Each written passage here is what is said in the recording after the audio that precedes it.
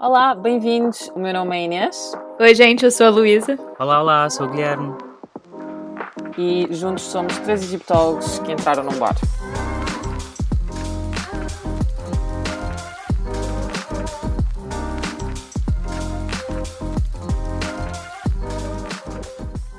Estamos aqui para falar sobre o Antigo Egito e a Egiptologia, mas hoje temos um episódio bastante especial. Decidimos fazer uma espécie de pub quiz, que nós chamamos de pod quiz, porque é num podcast, haha, piadas. Por decidimos, entenda-se, a Inês resolveu só humilhar-nos. Inês decidiu, Exato. exatamente. Aliás, eu já decidi que o título deste episódio tem que ser tipo Os Humilhados Serão Exaltados. Porque Guilherme e eu seremos humilhados. Não, vão ser exaltados, na verdade. Sure.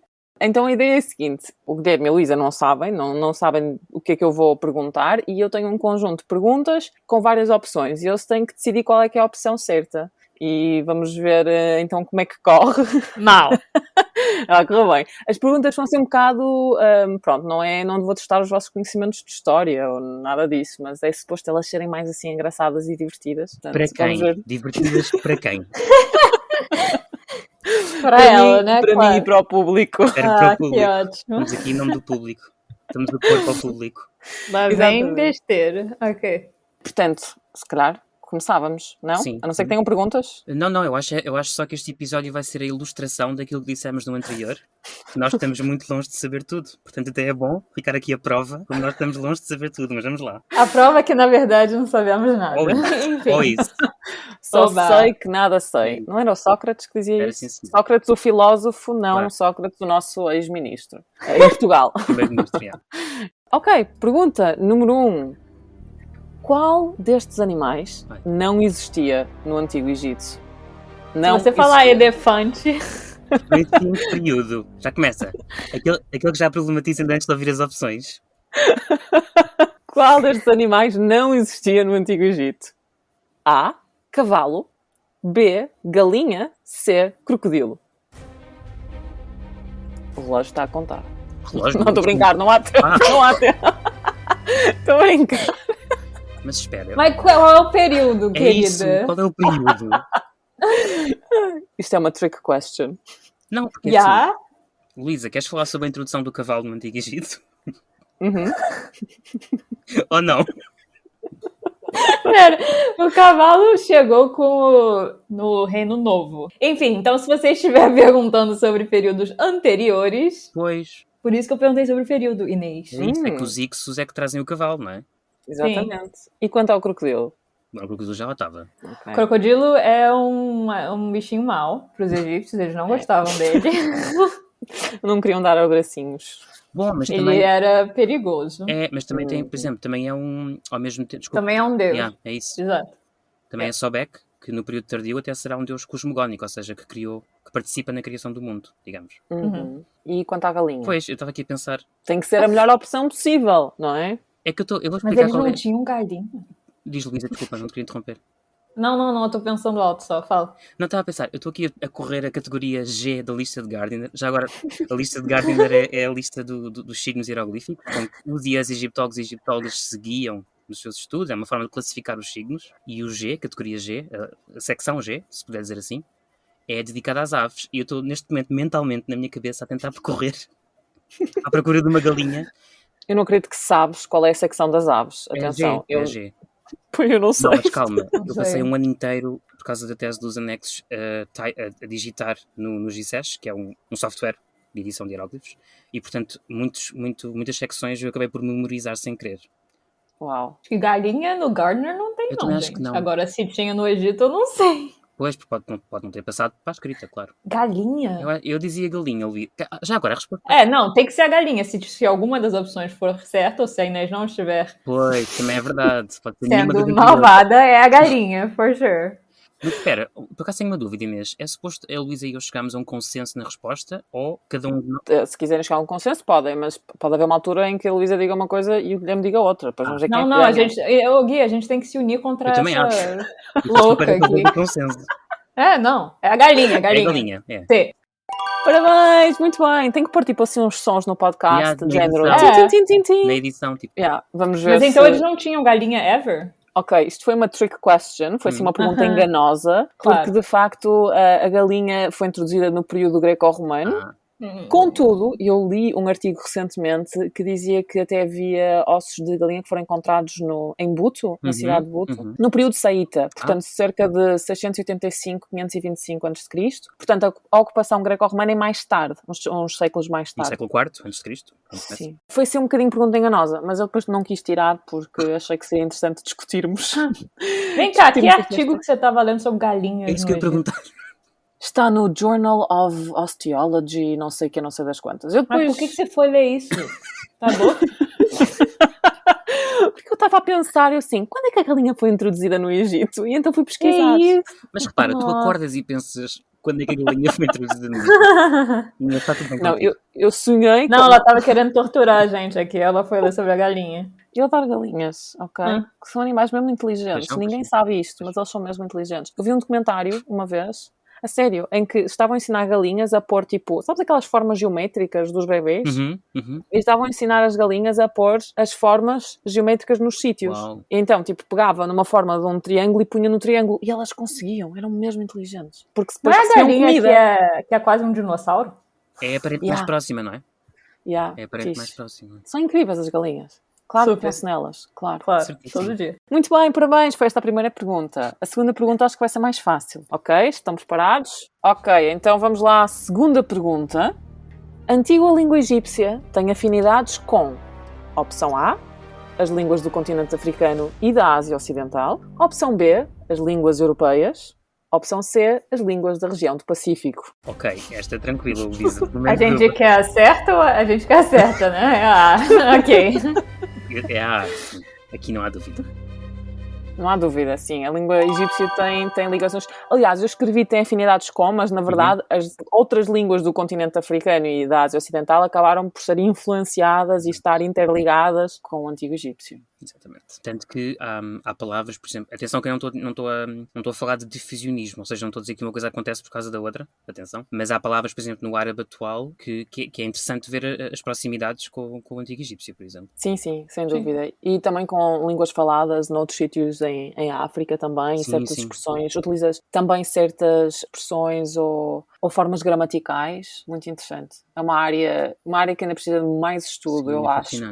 porque há pouca investigação na ligação ou nas influências entre a língua egípcia e as línguas do continente africano. E há muito mais investigação feita, por exemplo, em relações com o árabe ou com o hebraico, não é? É verdade. Mas mesmo assim há muito para explorar ainda nessa área. Atenção que também temos palavras em português, eu acho, que são influenciadas, também tem uma ligação quase direta com o Antigo Egito, né? Por exemplo, Adobe e Jebet, no Antigo Egito, são ligadas, e também deserto e Deshret, que era deserto em egípcio. Que fixe. Muito bem. E Adobe até vem do árabe, na verdade. Sim, mas mas na linha... ligado ao Jebet. Exato. Muito interessante. Gostei dessa pergunta. Eu também. Fácil. Tranquilo. Não vão ser todas más. Ok. Calma. Sei. Não, mas calma, até agora 2 em 2. Estamos bem, Luísa. Uhul. Ok, agora vamos para a 3, vamos ver. Diz ela. As principais frutas comidas pelos antigos egípcios eram opção A, bananas e maçãs. Não. Opção B, figos e melões. Opção C, laranjas e tangerinas. É assim, figos de certeza, Luísa. Figos de certeza porque... Quer dizer, calma, deixa-me aqui pensar. Ou seja, no início, lá atrás, quando eu comecei a aprender egípcio hieroglífico, uma das primeiras palavras que eu aprendi, acho eu, mas agora passar aqui, porque a pessoa quando está no programa fica muito nervosa e depois baralha-se toda. Aquela coisa que dizem sempre. Foi assim, de facto. Desculpas. E, portanto, agora, qual é a tua opinião sobre melões no Antigo Egito, Luísa? Minha opinião sobre melões no Antigo Egito? Nenhuma. Não, mas eu lembro que, eu não sei por que eu fui ler sobre melancia no Antigo Egito, gente, atenção, mas em pinturas eles tinham melancias, então melão, melancia, parecido, laranja certamente não, qual era outro? Bananas e maçãs. Banana também não, é o figo. Posso só dizer aqui, a Luísa a criticar-me por eu estar a ver sobre galinhas no Vem Antigo cá, Egito, galinha... e de repente, fui ver sobre melancias. Opa! Galinha... Não, mas eu não acordei um dia e falei, vou ler sobre melancia no Antigo Egito. Eu acho que me fizeram uma pergunta e eu fui pesquisar. Você que foi dessa brigarinha? E fruta, claramente. Também foi sobre É, fruta. maluca. Ou seja, na verdade, Estava à procura de perguntas espatafúrdias. Foi esse o meu objetivo. Ah, Portanto, nota. figos e os melões. alemães. É sim. isso, não é? Tim, tim, tim, tim. Está certo. Parabéns. Vêem, não é difícil. Não. Vocês vão ser exaltados, não vão ser isso, é humilhados. isso. Falta muito, hein? Pergunta número 4. Que tipo de atividades físicas não eram praticadas pelos antigos egípcios? Atividade física número 1. Opção A, ténis. Opção B, dança. Opção C, combate corpo a corpo. Uau. Aqui não era? Não era. Deixa eu pensar. Não era. Spicing it up. Não sei, Gui, o que você acha? Acho que podemos tranquilamente responder a esta também. Já agora podemos dizer que há muitas representações de cenas de dança em vários túmulos do Antigo Egito, não só, mas também no Império Novo, onde essas cenas abundam em particular, nomeadamente naquilo que é conhecido como as cenas de banquetes, e portanto a dança é uma coisa que facilmente encontram, e também ficou a expressão do dançar como um egípcio, não é? Walk and dance like an Egyptian. É de quem essa música mesmo? É The Bangles, né? É capaz, eu não tenho a certeza, confesso. Procura, gente. The Bangles Walk Like an Egyptian. Um hit. Música preferida da Luísa. Pera, calma aí, não é por A tão. mais reproduzida nos streamings dela. A opção C também temos muitas representações de combate corpo a corpo nas tumbas de Beni Hassan do Reino Médio, por exemplo, também se quiserem procurar, são imagens bem interessantes. É verdade. Eu, quando estava a escrever aqui esta pergunta, fiquei assim um bocado na dúvida, porque eu não sei muito bem, eu queria dizer na verdade desporto, mas depois eu fiquei a achar que desporto era uma palavra que implica uma certa, implica a existência de atletas, implica a existência talvez até desta organização destas atividades físicas por si só, ou então para a melhoria da saúde, porque é uma prática saudável, e então em vez de dizer desporto, acabei por dizer atividade física, mas não sei o que é que vocês acham a nível da utilização da palavra desporto no Antigo Egito. Eu não sei se sei o suficiente sobre o conceito de desporto nas línguas contemporâneas, mas a mim, quando eu penso em desporto, ok, se for uma coisa mais do dia-a-dia, não é? Todos podemos fazer uma atividade, mas eu aí digo mais atividade física, porque desporto mesmo eu penso quase em profissionalização, sabem? Sim. Lá está, atletas a desempenhar uma profissão. Prefiro atividades físicas, nem que seja porque é mais abrangente. Eu sei que essas imagens de Beni Hassan, há muito debate na literatura acadêmica se eram representações de esporte ou se eram representações de combate mesmo, de guerras contemporâneas. Então, acho que a gente não entende muito bem. Mas eu não sei, eu não diria que... sei lá, não penso em atletas do Antigo Egito. Pois. Quer dizer, nem sequer na modalidade grega, digamos assim. É muito diferente no Antigo Egito. Sim, eu também achei, por isso é que eu quando estava a pesquisar isto, eu primeiro pensei, se calhar podemos falar sobre desporto. E depois fiquei a pensar que a palavra desporto, lá está, implica profissionalização, implica atletas, talvez até implica um cuidado pela saúde, não é? Porque também o desporto está muito relacionado com o bem-estar, que eu acho que não seria, pelo menos do pouco que sabemos, não é? Não seria o objetivo destas atividades físicas, não seria propriamente o bem-estar ou... Mas acabei de lembrar agora, gente, vocês já sabem que eu adoro reis. Tem um festival específico do rei chamado Hebsed, Festival do Hebsed, que, enfim, nós temos, eu acho que com certeza representações do festival e temos textos também que pelo menos referem-se ao festival, não sei se, acho que não descrevem. Sim, o jubileu real. É isso que eu ia dizer, em português normalmente é o jubileu que se diz. Jubileu. Em inglês é Hebsed Festival. Enfim, a parte, pelo menos, do jubileu era que o rei tinha que correr entre dois obstáculos. E uma das razões por que ele fazia isso, a gente acha pelo menos, era para demonstrar que ele continuava forte e com a habilidade de exercer a sua função como rei do Egito. Então eu não chamaria ele de atleta nesse caso, mas eu acho que é um exemplo de uma demonstração de, enfim, atividade física importante. Sim, e aqui uma coisa que eu estava agora a ouvir-te também, Luísa, lembrei-me, há um rei do Império Novo que é comumente referido como o rei atleta ou o rei desportista ou o rei violento, porque depois aqui já agora é a Amenhotep II, é porque aqui, eu não sei se se pode falar em desporto, lá está, não tenho talvez o conhecimento suficiente para dizer isso, mas as atividades físicas, como elas estão representadas na iconografia e mais indiretamente nos textos, elas têm uma expressão de identidade. Ou seja, há uma construção de género, de estatuto social, de ocupação na sociedade está ligado à atividade física, na verdade. E há a ideia de força, Exato. há a ideia de... Exatamente, sim, eu, Amenhotep II, aliás, adora dizer que fez determinados feitos físicos que mais ninguém fez, não é? Que era o mais forte de todos, o mais rápido, que lançava flechas que atravessavam placas de cobre. Quer dizer, ele adorava gabar-se das suas atividades físicas, do seu Que potencial incluíam físico. matar não é? assim algumas pessoas. Foi ele que lutou com leões também? Um deles diz que lutou com leões. Eu acho que talvez seja Yeah, ele. acho que sim. Portanto, qual é a vossa resposta? O que eles não tinham. Que eles não tinham. Já não me lembrava disso. Estávamos aqui. Tênis! Muito bem, muito bem. E agora amanhã vão descobrir tipo um campo de ténis no Uau. Antigo Egito, não é? Claro. Muito bem. Pergunta número 5. As cores da fertilidade no Antigo Egito eram: opção A, o vermelho e o laranja; opção B, o azul e branco, cores do Futebol Clube do Porto; opção C, o verde e o preto. Ding, ding, ding! C. Muito bem. Querem explicar um bocadinho porque é que o verde e o preto são as cores da fertilidade no Antigo Egito? Bom, o Egito, na mente antiga egípcia, era dividido entre duas áreas, mais ou menos. Tinha o Deshret, que eu até comentei antes, que era o deserto, e essa parte era relacionada à cor vermelha, e o Kemet, que era a parte do Nilo, que era relacionada à cor preta, porque era, enfim, a inundação do Nilo que levava à fertilidade anual e que deixavam eles plantarem... Gente, no português hoje tá difícil. Agricultura, that's what I wanted. Então, com essa inundação e o Kemet, que é a palavra para preto também, né? Sim.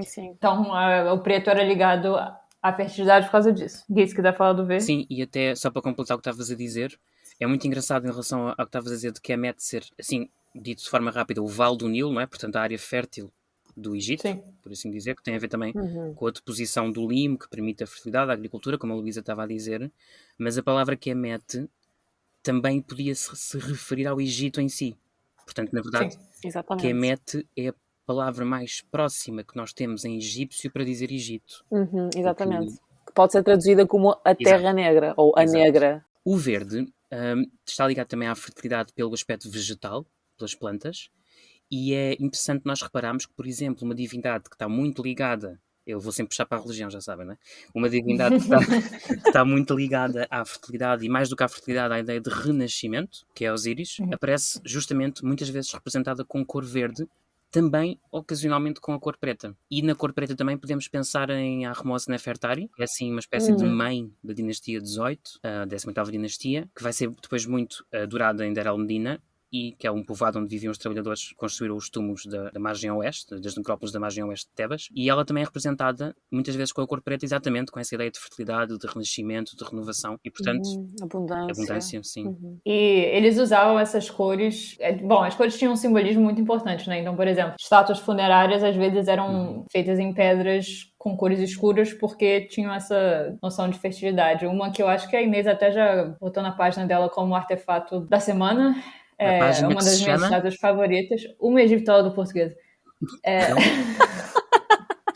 Mais propaganda, né? Uma das minhas estátuas favoritas, da Lady Senui, que está no MFA em Boston, é preta, e uma das razões porque achamos que é preta é porque tinha esse significado de fertilidade que deixaria que a senhora Senui, sei lá, gente, como é que é? Se eternizasse? In the afterlife.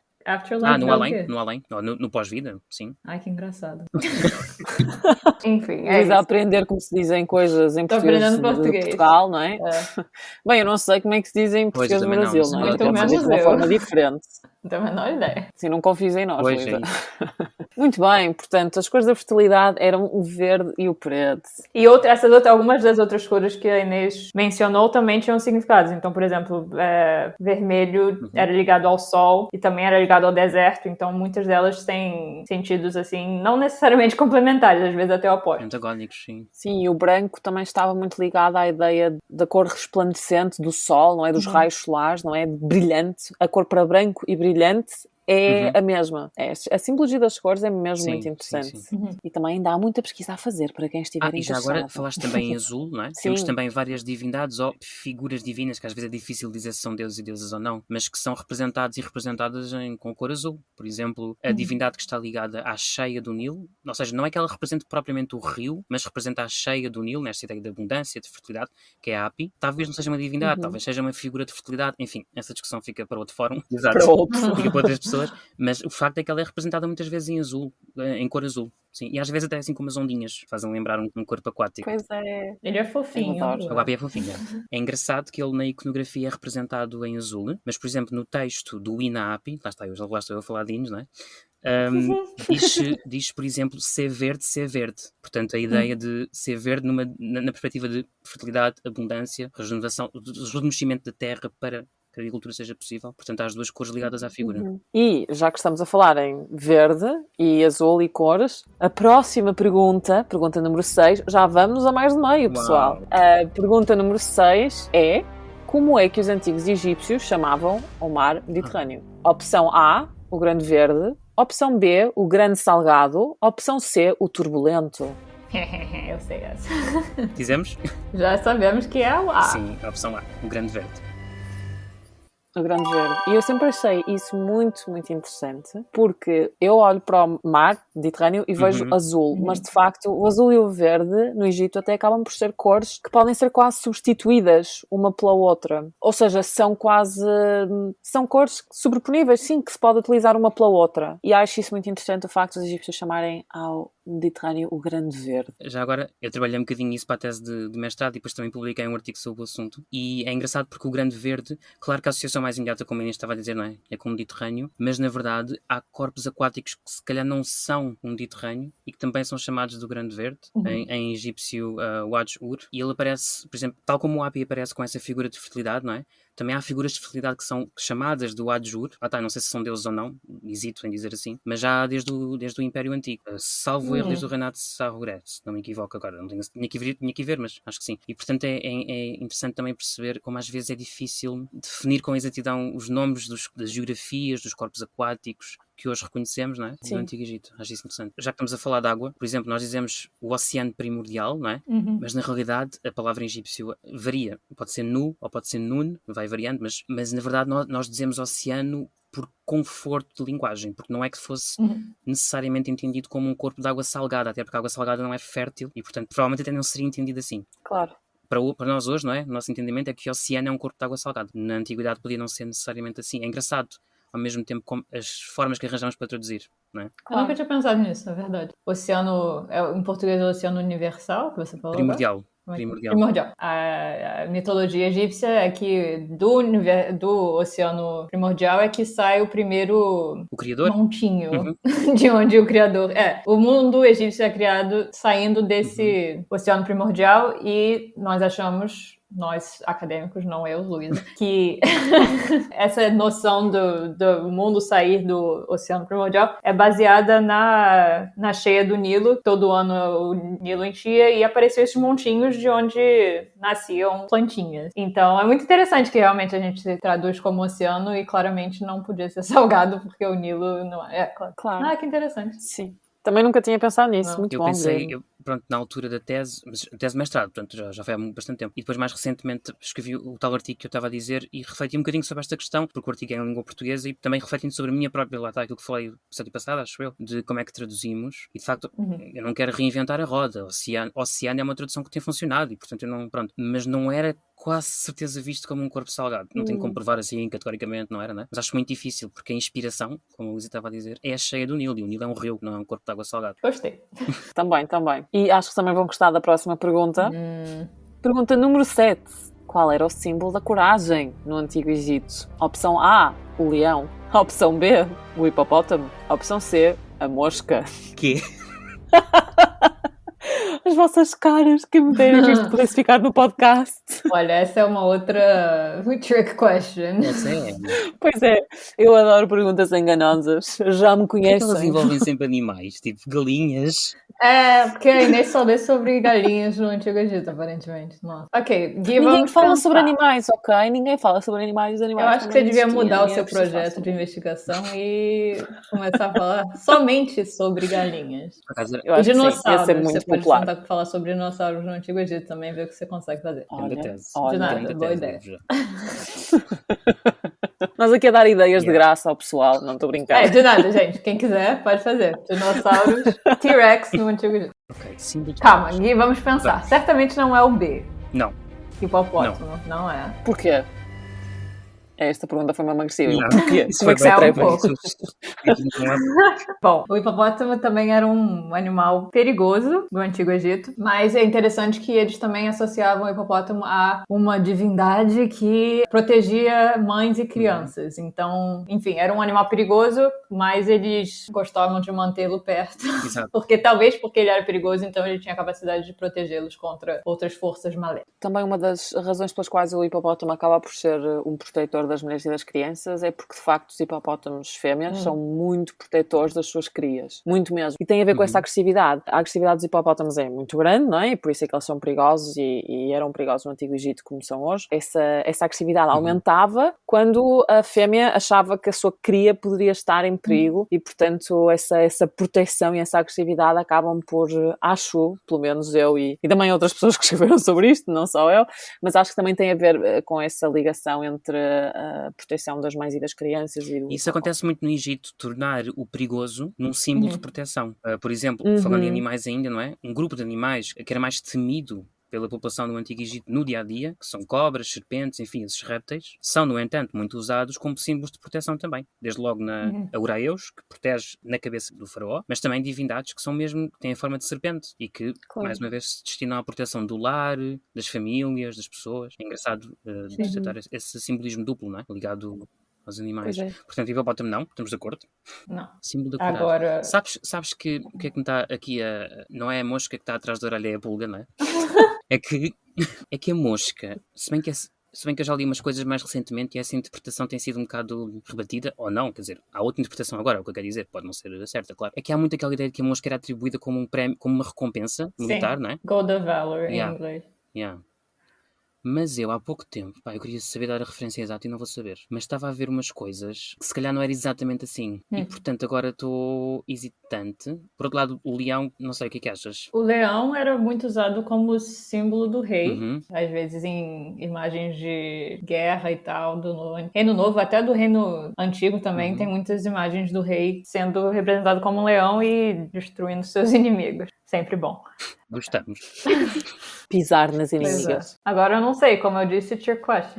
Essa eu acho a mais difícil de todas até agora. E eu fiquei baralhado com a história da mosca, porque por um lado, lá está, tradicionalmente, não é?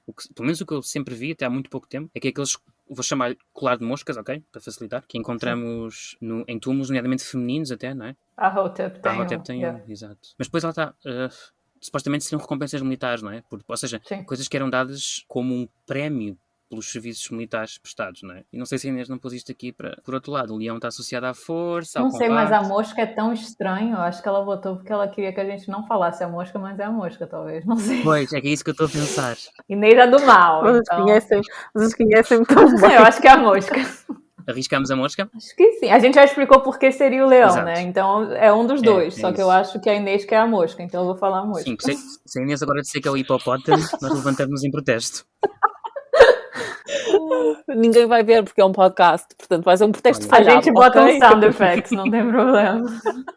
Um sound effect, as cadeiras tipo sem serem empurradas para trás, portas a baterem. Pronto, é assim, isto de facto é uma pergunta enganosa, porque eu estive a pensar qual é o símbolo da coragem e estive a informar-me porque achei que se calhar o leão estava associado por causa da sua presença militar, muitas vezes, mas a verdade é que não vi nenhuma referência entre coragem e leão, é mais entre poder destruidor e dominação do caos e tudo mais. A mosca, como o Guilherme disse, é tradicionalmente vista como um símbolo da coragem militar, mas também não sei até que ponto é que ela seria um símbolo de coragem em geral. Então você queria Portanto, foi uma nenhuma pergunta um bocado delas? enganosa. Que engraçado. Não é a mosca, pode ser a tá. Mas a mosca. resposta, espera, mas a resposta certa era nenhuma? Não, a ok, resposta ok. era a mosca. Sabia que ela queria a mosca, claro. Toda aquela ideia, como vocês estavam a falar, não é, do ouro, que é o Uhum. ouro da coragem, que é oferecido aos militares e pessoas que participaram em batalhas. Acho que a ideia, pelo que li, tem a ver com o facto da mosca ser um animal tão persistente, um inseto tão persistente, está sempre a chatear, tu afastas a mosca volta a atacar, e portanto é essa ideia de persistência, pelo aquilo que a interpretação corrente Sim. na egiptologia, que está ligada ao facto de ser um fator de coragem, não é? Que mesmo que o inimigo te mande para trás, tu não desistes e tu estás sempre a voltar a atacar. Por isso é que eu escolhi a mosca, mas de facto, quando estive a pesquisar este assunto, apercebi-me que não há assim uma resposta 100% para um lado ou para o outro. Eu depois, se encontrar aquilo que eu tinha visto, ou a pessoa que trabalhou essa questão, na verdade, porque eu acho que foi num CRE, pronto, já agora, é Current Research in Egyptology, que é uma conferência anual, protagonizada habitualmente por jovens egiptólogos e egiptólogas, e eu acho que foi no último, que foi online, era para ser em Rhodes, mas foi online, que alguém apresentou sobre isso. Enfim, eu vou procurar e se encontrar, deixamos nas referências. Ótimo. Portanto, muito bem. Vocês respondem a todas as minhas perguntas Mas esta maravilhosamente. Mas esta vão adorar. Ai. Ok? Estão preparados Não. para a próxima? Pergunta 8. Está quase a acabar, prometo. Pergunta 8. Quem dividiu a história do Egito em dinastias? Manetho ou Maneton?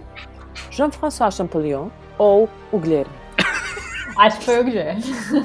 Não estava nada à espera disto. Gostei. Foi o Guilherme. Fui eu, pessoal, fui eu. O Guilherme só gosta de complicar e então decidiu, vamos dividir a história do Egito em dinastias, porque eu estou farto, isto aqui é só rei, isto tudo ao molho e fé em Deus. Assim, podemos fazer testes que lá está, que são a 18ª dinastia, a 5ª dinastia, eu acho que facilitei, sinceramente. De facto. Meu Deus. Ok, pessoal, eu admito que não fui eu estava a tentar, mas não fui. Quem foi então, Gui? Se calhar podemos dizer primeiro o que é que quem não foi, fez. Quem não foi? Champollion não foi. Não foi. Quem dividiu. Ele é conhecido como o amiguinho que decifrou a escrita egípcia. Mas depois vamos ter um episódio sobre isto mais tarde e vamos discutir se foi mesmo ele ou se foi não. Ele sozinho, não é? Exato. Foi o Guilherme. Exato. A resposta foi o Guilherme. Portanto, foi Maneto. Enfim, há várias pronúncias. Eu vi uma pronúncia maravilhosa que era Manetão. Sério? Adoro. Manetão? Adoro Manetão.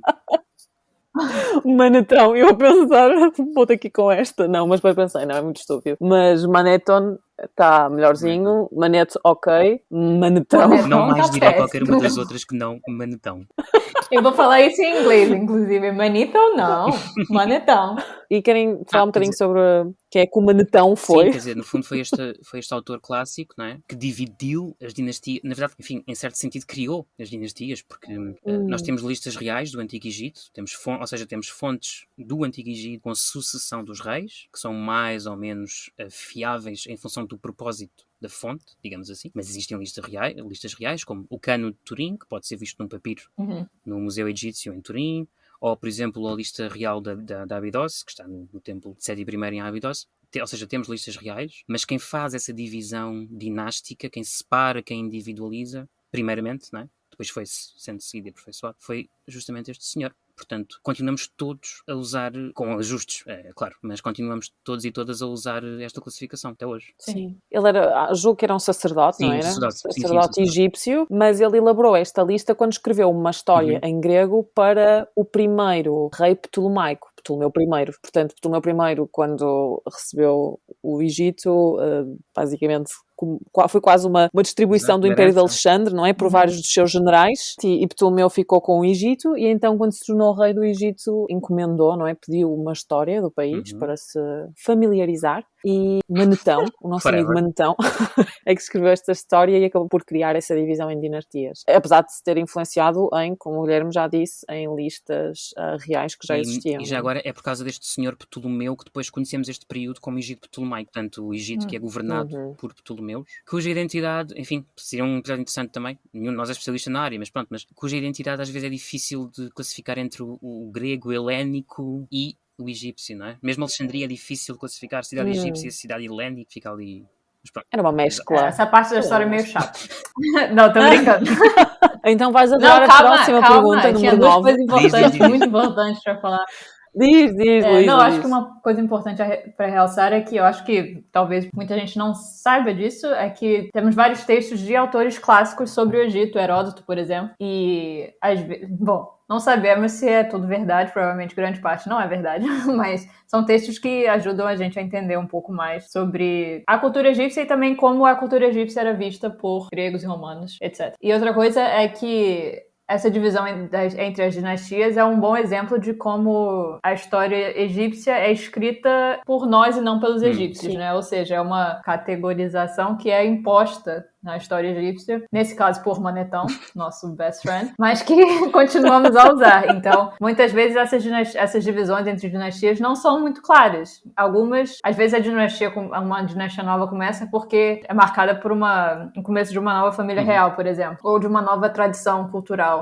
As pirâmides, por exemplo. Mas muitas delas não têm uma divisão muito clara. Então, às vezes, não sei, a gente impõe essas divisões que provavelmente não existiam ou pelo menos não eram tão claras. Sim. No Antigo Egito mesmo. Sim, é um dos problemas com categorizar ou tentar colocar a história, dividi-la em pequenos pedaços, não é? E depois, qual é o critério para esta divisão, não é? Que é importante. E eu até acho que no caso destas dinastias criadas pelo nosso amigo Manetão, não consigo parar de rir com este nome, acho que um dos critérios utilizado, por exemplo, também era se a capital foi alterada, passava a ser uma nova dinastia. E, portanto, uma vez que há uma mudança da capital ou uma mudança da sede de poder, passa a ser uma nova dinastia. E isso, por exemplo, no mundo ocidental, não é bem as dinastias normalmente são divididas dependendo da família, não é? Uma dinastia representa uma família e não seria esse o caso, não seria esse o único critério para a divisão que o Manetón fez. É isso.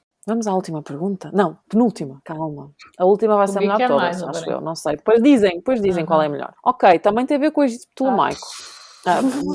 Greco-romano. Ok? Vai ser fácil. A última monarca do Egito chamava-se, opção A, Antónia, opção B, Cleópatra, opção C, Luísa. Acho que é... Luísa. Acho que é, claro. Foi a Luísa, sim senhor, que esteve lá, que deu cabo daquilo tudo e agora está em Chicago a fingir que não destruiu o Egito. Claro. Como é que está o Marco António, Luísa? Está ótimo. Tudo bem. Está com frio, está nevando agora, então ele está lá fora. Imagino. Já lhe contaste sobre César? Olha, temos que ter uma conversa. É delicado. Portanto, qual é o nome da última monarca do Egito? Luísa. Começamos já. Cleópatra. Muito bem. Resposta B. Sétima. Gente, temos mais Cleópatras, não é só uma. É verdade, há mais 6 no mínimo. Exato. Depois aquelas que não foram rainhas também eram Cleópatras, não é? Tem que Cleópatra não foi só rainha, foi mesmo monarca do Egito. Portanto, atenção, há uma distinção. Queres explicar, Inês? Queres explicar essa diferença? Acho que é fixe explicar. Porque ao estarmos a dizer que a Cleópatra foi uma rainha normalmente tem uma posição subalterna a um rei, não é? O rei é o principal, a rainha está lá ao lado dele, ou pode ser rainha-mãe, ou então a rainha governante, não é? Que está a governar em nome de um rei, mas ela foi mesmo monarca de seu direito. Soberana. Portanto, soberana, exatamente. E temos outros exemplos, como a Hatshepsut. Muito importante, gente. Look her up. Sim. E eu estou à espera que Hollywood faça um filme sobre a Hatshepsut. Não é? Ah, não, mas ia ser péssimo, iam botar a Gal Gadot, ia ser horrível. Vai ser péssimo, mas tem que acontecer. Tem que acontecer, porque a Cleópatra já estamos todos assim um bocado... É isso aí. Está um bocado exausto esse tema. É verdade. E eu não percebo porque é que ainda não aconteceu, porque é uma história... Bem, podemos dedicar um episódio até à Hatshepsut, não é? Acho que devíamos. É uma história super interessante. Pois é, acho que devíamos. E já agora, às vezes vê-se na internet que a Hatshepsut foi a primeira rainha monarca soberana. Talvez não seja exatamente assim, portanto há que relativizar essa ideia, mas em todo caso é uma história boa para se falar no futuro. Sem dúvida. O que eu estava à espera que vocês dissessem era a última monarca do Egito, mas quando é que sabemos quando é que o Egito acabou? É verdade. E como é que podemos decidir? E ninguém disse nada. Muito E ninguém Eu disse estava nada. muito feliz com a minha... com a opção C. Com a tua participação. Claro. Portanto, uma das questões essenciais é como é que podemos falar do último monarca ou último soberano do Egito, quando, para falarmos do último, temos que decidir quando é que acaba, não é? Do Egito Antigo. Essa ideia de quando é que o Egito Antigo acaba também é um ponto de discussão entre os egiptólogos, entre toda a gente. Ninguém concorda com ninguém e, portanto, há pessoas que se calhar diriam que não, Cleópatra não foi a última monarca do Egito Antigo, porque o Egito Antigo acabou antes acabou com a invasão de Alexandre o Grande, em 332 a.C. Portanto, há também aí essa polémica, que também será tópico talvez de outro episódio. Quando é que decidimos que o Egito acaba? Exato. Quando é que decidimos que uma cultura acaba? O Egito Quando é que antigo, fazemos? não é?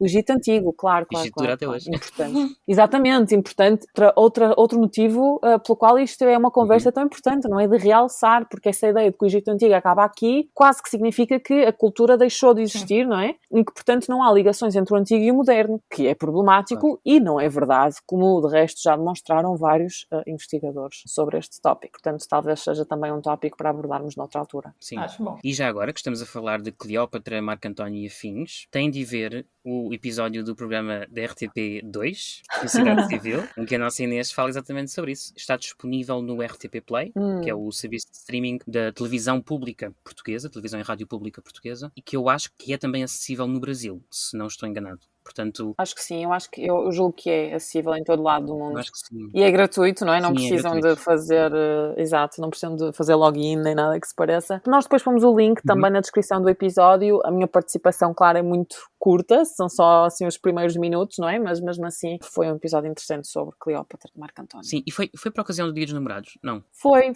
Eles tinham uma programação especial para a semana do Dia dos Namorados. Exato. Então falaram de pares românticos históricos que são assim marcantes, não é? Claro que uma das coisas que se calhar convém realçar é que essa ideia de que Cleópatra e Marco António eram apenas um par romântico também não pode ser, tem que ser discutida, não é? Porque mais do que um par romântico eles eram uma aliança política. Claro. Mas sim, muito interessante. Obrigada, Guilherme. Propaganda sempre e forever. Estamos juntos? Bom, estão prontos para a última pergunta? Sim. Ok. Eu acho que não Acho estão. também não. Lá vem bomba. Pergunta número 10.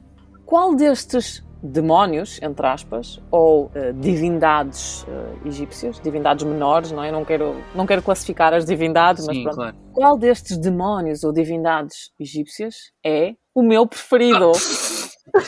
Têm que adivinhar. Opção A. Estão preparados? Não. Opção A, o destruidor de ossos, personificava o crime de mentir. Opção B, o engolidor de sombras, personificava o crime de roubar. Opção C, o comedor de sangue, personificava o crime de matar um touro Cadê sagrado. o Pazuzu? O Pazuzu não é sei. egípcio, Não, senão não é já estava aqui. Não, o Pazuzu é um demônio da Mesopotâmia, gente. Muito fofinho. Sugiro que vocês procurem umas imagens. Eu não vou explicar Pazuzu agora não, porque a gente tem que descobrir qual é o demônio favorito da Inês. Mas vocês podem procurar Pazuzu e achar umas estátuas bonitinhas. Acho que vão gostar de ver a iconografia, as imagens. Agora, o seu? Não tem mais Luísa, eu vou aqui dizer uma coisa. Uma vez, numa conversa com a Inês, a Inês falou do seu particular gosto pelo universo do terror, coisas assim. A última opção, além sangue, será que há alguma coisa a ver? É possível. Quais eram as outras duas que eu já esqueci? Opção A, o destruidor de ossos. Opção B, o engolidor de sombras. Opção C, o comedor de sangue. A Inês tem todo o arco preferido dela, é o comedor de sangue.